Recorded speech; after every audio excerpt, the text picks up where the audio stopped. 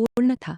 भगवान श्री कृष्ण कहते हैं, हे अर्जुन, वैशाख मास के शुक्ल पक्ष की एकादशी का नाम मोहिनी एकादशी है।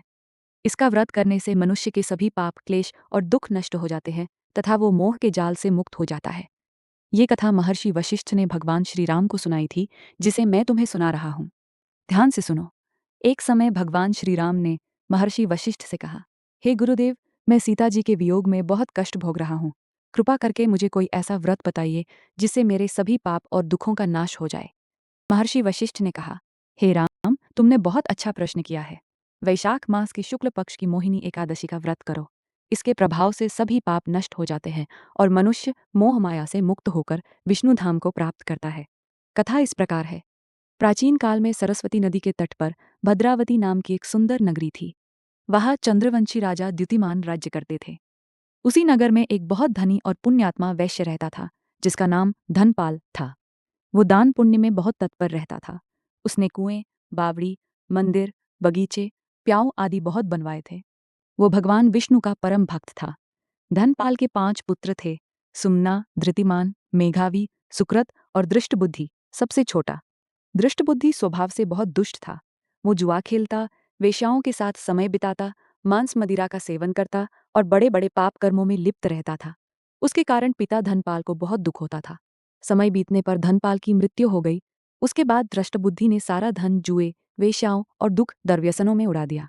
वो इतना गिर गया कि उसे भूखे मरने की नौबत आ गई। एक दिन वो भूख प्यास से व्याकुल होकर जंगल में भटक रहा था। वहां उसे महर्षि कौमदुंही के मिले। दृष्टबुद्धि ने दीन वचनों में कहा, हे मुनिवर, मैं बहुत पापी हूँ। मेरे पापों से मुक्ति कैसे होगी? कृपा करके कोई उपाय बताइए। महर्षि कौंडिन्य ने प्रसन्न होकर कहा, हे पुत्र, वैशाख मास के शुक्ल पक्ष की मोहिनी एकादशी का व्रत करो। इस व्रत के प्रभाव से जन्म जन्मांतर के पाप नष्ट हो जाते हैं। तुम इससे निष्पाप हो जाओगे। दृष्टबुद्धि ने मुनि की आज्ञा से विधिपूर्वक मोहिनी एकादशी का व्रत किया। व्रत के प्रभाव से उसके सभी पाप नष्ट हो गए। वो दिव्य देह धारण करके गरुड़ पर सवार होकर श्री विष्णु धाम वैकुंठ को चला गया, जहां उसे सभी प्रकार के सुख और मोक्ष की प्राप्ति हुई। कथा का सार।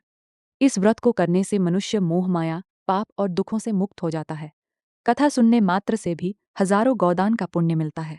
मोहिनी एकादशी व्रत विधि संक्षिप्त। तिथि वैशाख मास शुक्ल पक्ष की एकादशी। दशमी को संकल्प लें।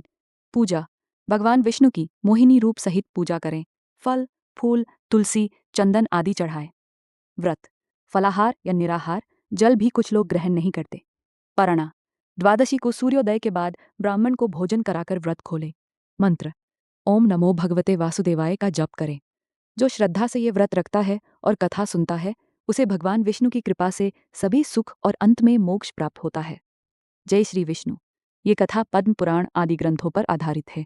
व्रत के दिन इसे पढ़कर या सुनकर विशेष पुण्य प्राप्त करें।